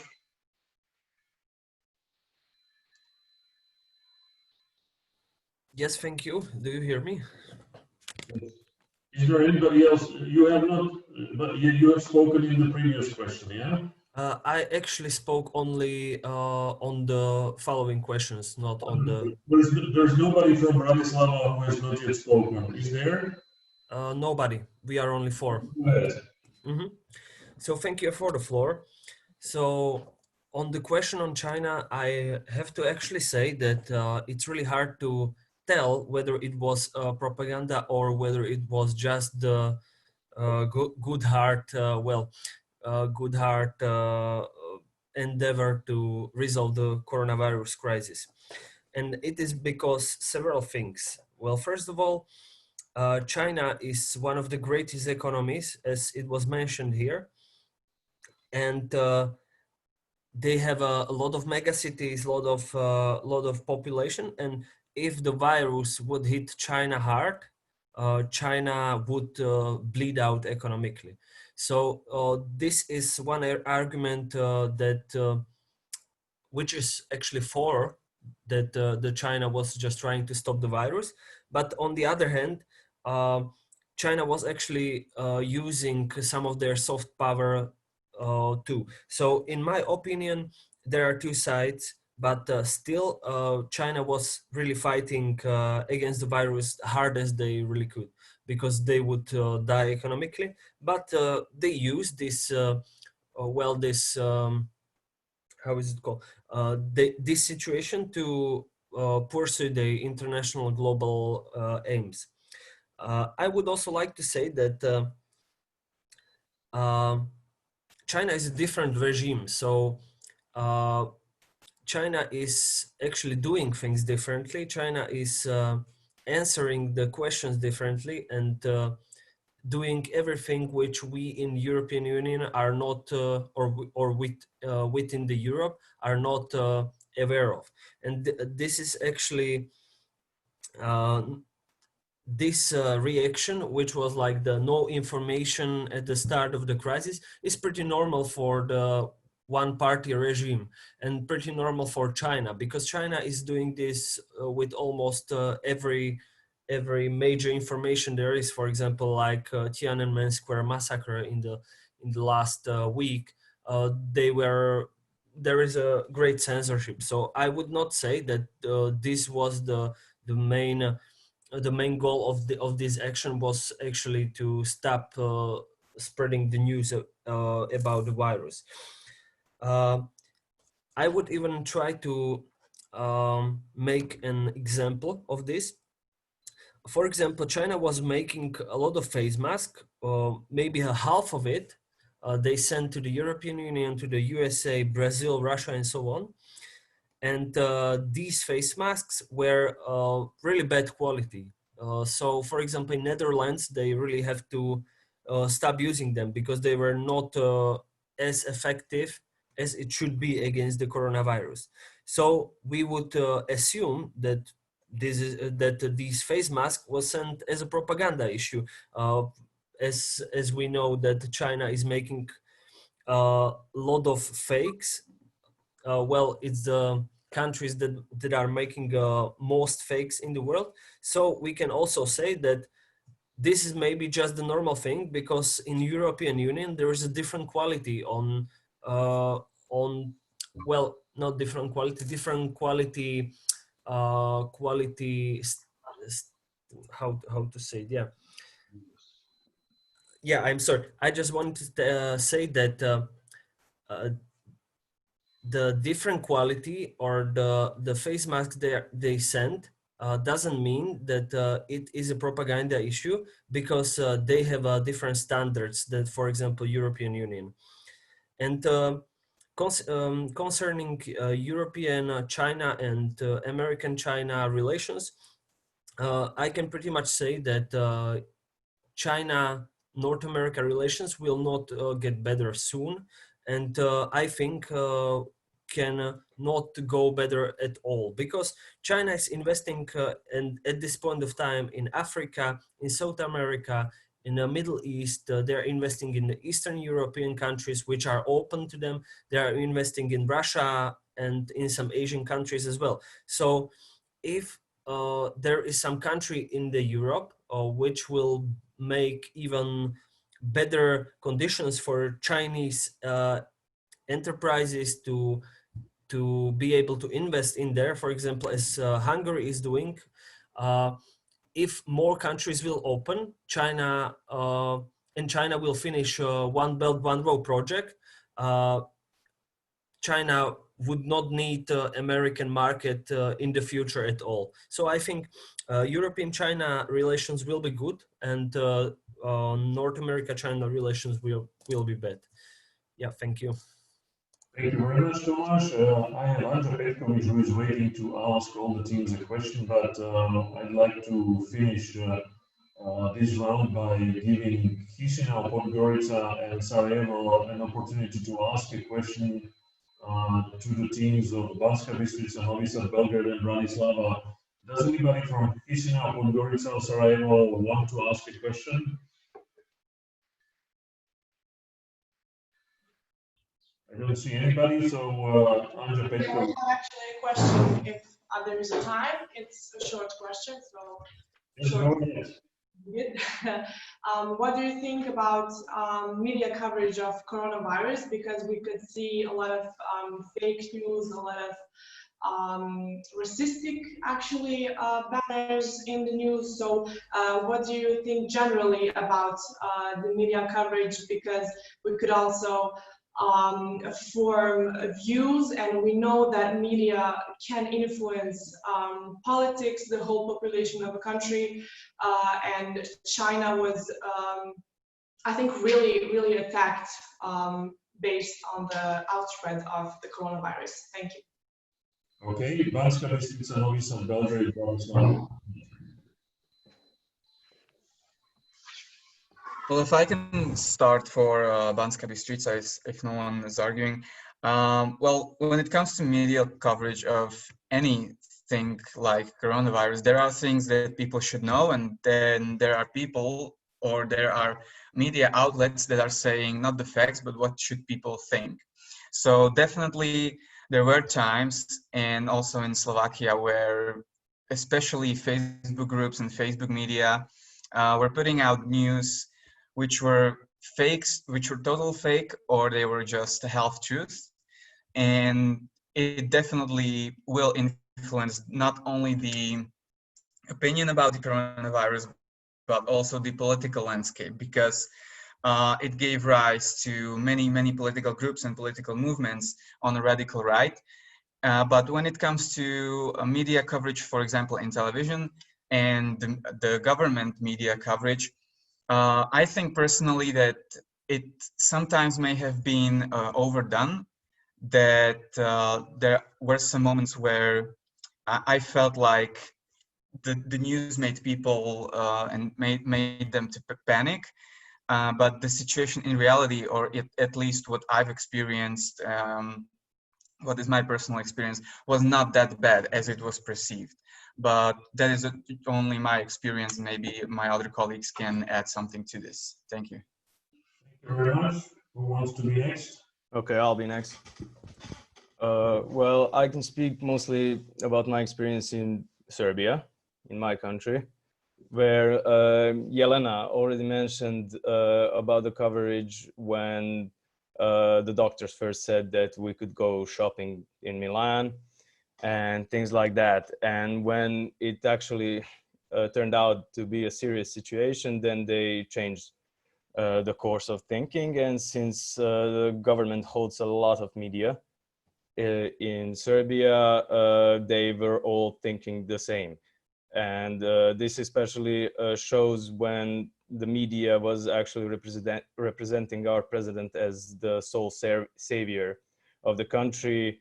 When President Xi Jinping came to the country, he was there waiting for him. He delivered help wherever. He was like building some sort of cult of personality, so to say. So the media coverage in that area is like that. So we do have also these alt-right medias that actually were more into the conspiracy theories. So some of these media outlets actually spoke about the 5G network, that migrants who live in Serbia right now are actually building the 5G towers overnight. Also, there was like 2 weeks. For 2 weeks, there was this anti-Bill Gates propaganda when he decided to help, and then they started saying that he doesn't vaccinate his own kids, and why should we trust him, and things like that. And I mean, what I already said is that usually these scientists and experts who are close to the government, to the ruling party in Serbia, were propagated through the media, and the opposition politicians and also the opposition media was really slammed down especially by print tabloids. That's it. Thank you very Can I much. just add something if we have time?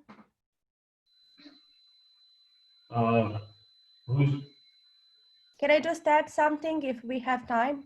Yes, Elena, go ahead, but quickly, please. Yeah, I'll be quick. I just wanted to say that globally, fake news had huge impact on public health. We could hear and see stories about people who misused drugs and alcohol as self-treatment, and no one reacted. So I think that that was the main issue globally regarding fake news about coronavirus. All right, thank you. Bratislava? Belgrade, sorry, Belgrade. Hey, here's Belgrade. When we talk about media in this chaos and this crisis, I think that I will answer in this question from my perspective of Serbia. As you know, probably Serbia has something like autocratic regime, and pro-regime media are trying to create a public opinion in accordance with the interest of Serbian ruling party. When they need people to collect the signatures for elections, the virus was funny, as we heard from colleague from Novi Sad. Then we were in the war with invisible enemy, and our president was a savior. Now everything is great, and thousands of people are bringing to political meeting to support the ruling party. And we see how when you control media, it's really dangerous for human rights and freedoms, but also for human health. Now in 50 days from now, we will have elections in this atmosphere, when you have 100 people being affected per day still, and pro-regime media controlled by Aleksandar Vučić, they're sending a message that everything is right, and they're calling people to vote for them. I think there's a huge problem, and European Union should deal with it on some way. Thank you. Thank you. And Bratislava, finally. Yeah, I would like to answer. So yeah, unfortunately, nowadays we can see that a lot of people decided to misuse situation with coronavirus in order to, I don't know, to get their purposes. So, and but however, I cannot say that nowadays there are much more fake news rather than it was before. So, and yeah, I think that nowadays there are huge theory about 5G, which could be connected with coronavirus. But I think that it's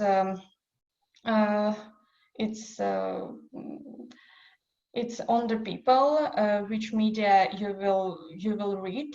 So, and I think that we have plenty of opportunities, and I think that problem of the people is that not a lot of people can have critical thoughts and would like to, I don't know, for example, read or listen to TV programs, and after that open media and read it again from another side of view.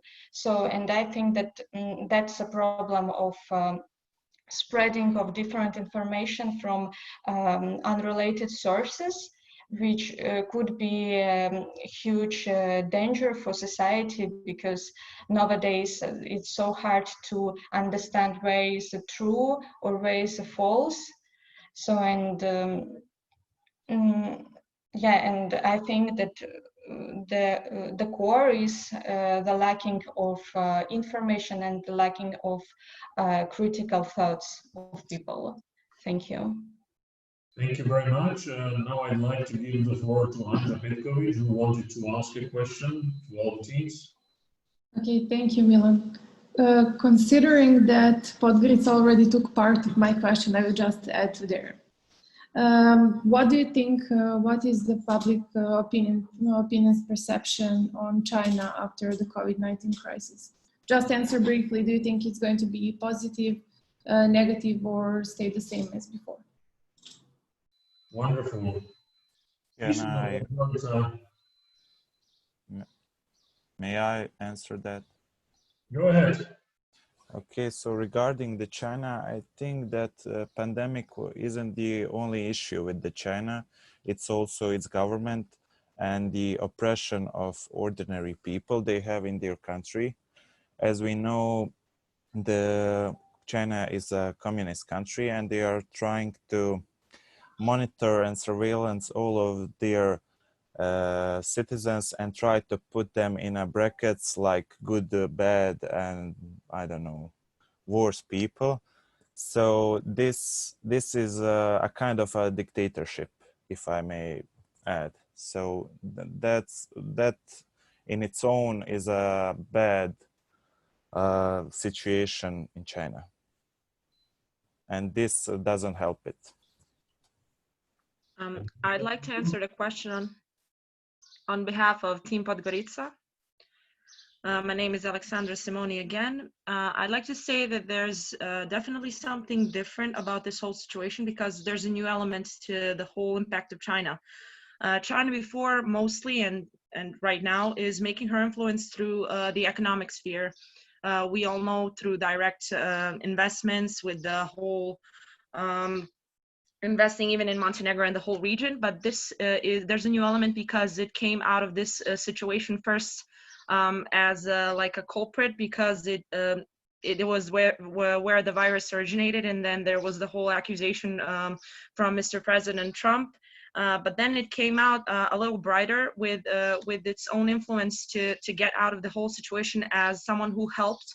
And this way, China became, even in this region, in the Western Balkans, she has a new image of a partner that's closer to us in this way, to the public opinion. She's a force that kind of helped through difficult times, and in this way, she kind of has an image now of someone who isn't only invested through economy, which is of course there are national interests behind everything, but like in the public opinion, I think China is much closer to formulating its impact on the European soil, and especially on the Eastern Balkan region.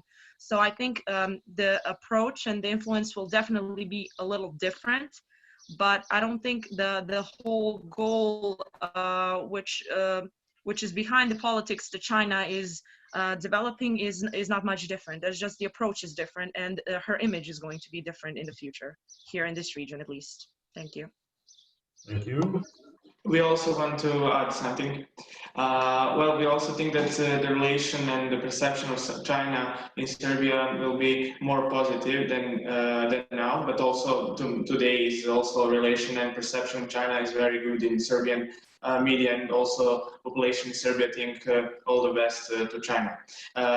In streets in Serbia, you can also see the billboards and the panels with China's flag, and our president also give medals to Chinese team that helped Serbia during the COVID-19. So we expect that this relation would be more positive, and the perception of China would be also positive after the pandemic is over. Thank you.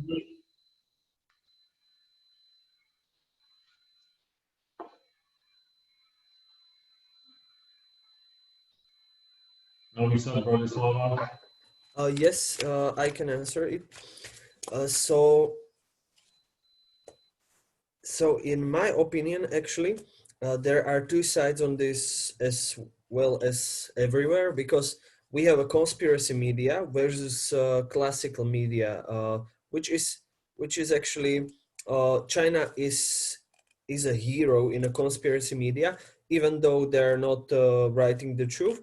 And in normal media, there is more or less critique on China. In Slovakia, for example. In Serbia, it could be different. In other countries, it could be also different because of the financing of the media and if the media are state-owned. But this is the thing that we have to look at.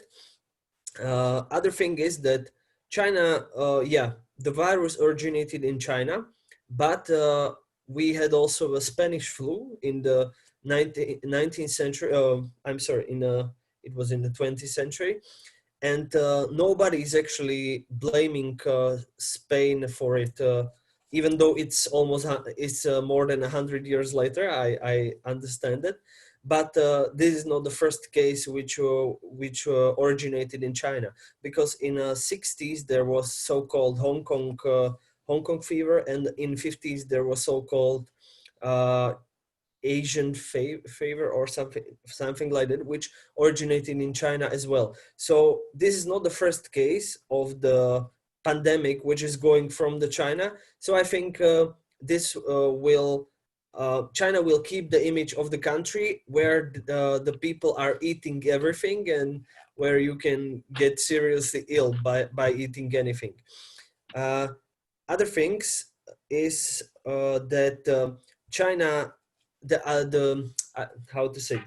world is seeing China right now to usurp power in the Hong Kong and to try to get even more power over the Taiwan through the WHO or through some other sources. So I think the world without the conspiracy media will see in China as a hybrid one-party regime, which is getting even more restricted than until now. Thank you. Yes. Can you hear me? Stefan, go ahead. Okay. Well, I'm gonna repeat. I agree with what my colleague from Belgrade said.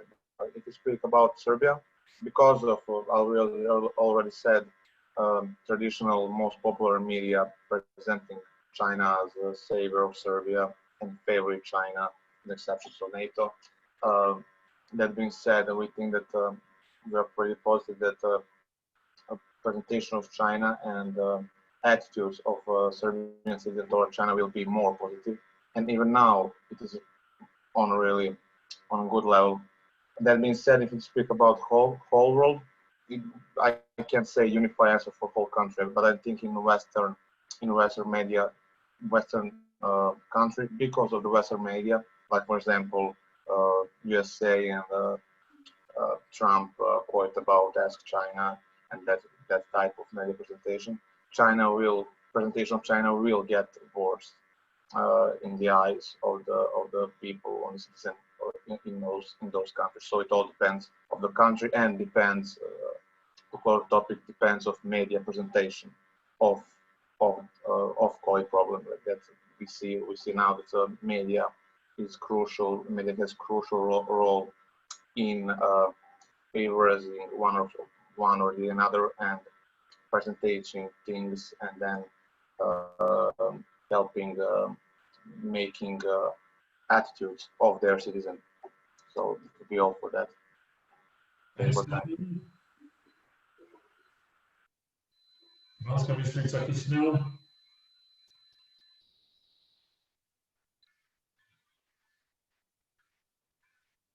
Hello.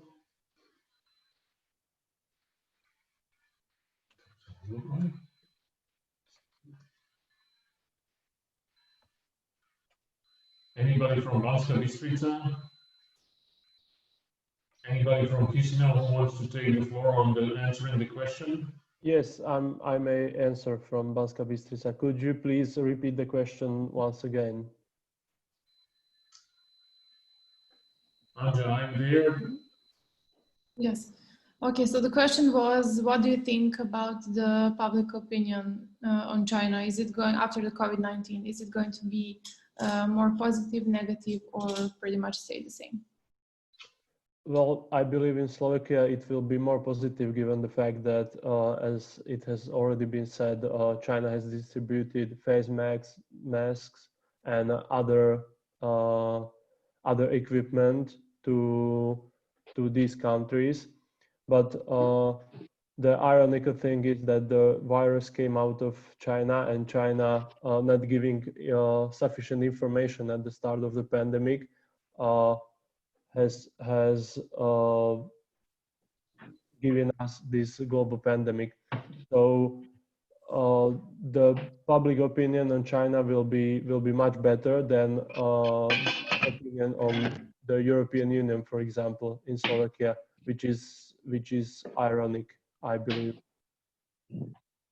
Thank you so much. And finally, Chisinau. Yes, I can answer that question for you. Well, regarding Chisinau, I can say that the opinion about China is the same, because in our case, the first infected person came from Italy, and our citizens developed a kind of negative attitude toward Italy. But regarding China,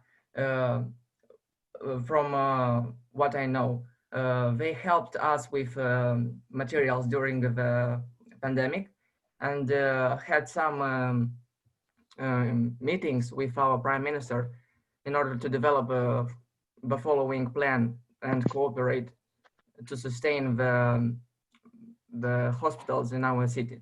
So I think the public opinion regarding China and its value in the pandemic circumstances will remain the same. Thank you very much. We have not exhausted, of course, all the answers, but we have exhausted our questions, and we have exhausted our time, which was dedicated to today's debate. So with that, I would like to thank, of course, in the first round, in the first count, our partners from Belgrade, Center for Euro-Atlantic Studies in Belgrade, for jointly implementing this project with us. I'm very happy about the way that the debate went today, even though we did not have the pleasure of having the audiences to follow us, to cheer us, and to ask questions.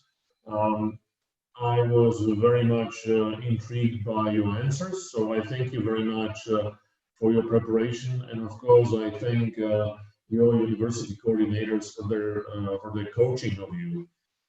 We are going to see each other on June the 29th, when we will have the presentations to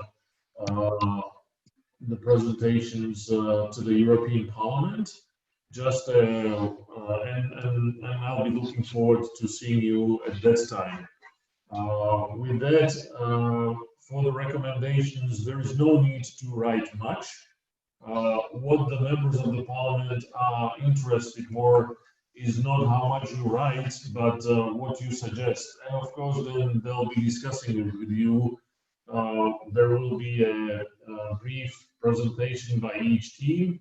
So you have to divide the task of presenting your work among yourselves.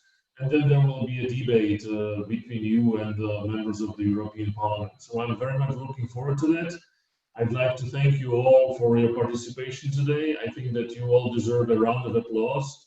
I don't know what is it going to do, but hopefully if you join me, there will be a mishmash of applauses from everywhere, but you deserve it very much. So thank you very much. Looking forward to seeing you next time in the fall when we will be continuing our debates, and looking forward to seeing you, of course, at the end of June in the discussion with the members of the European Parliament. Thank you very much.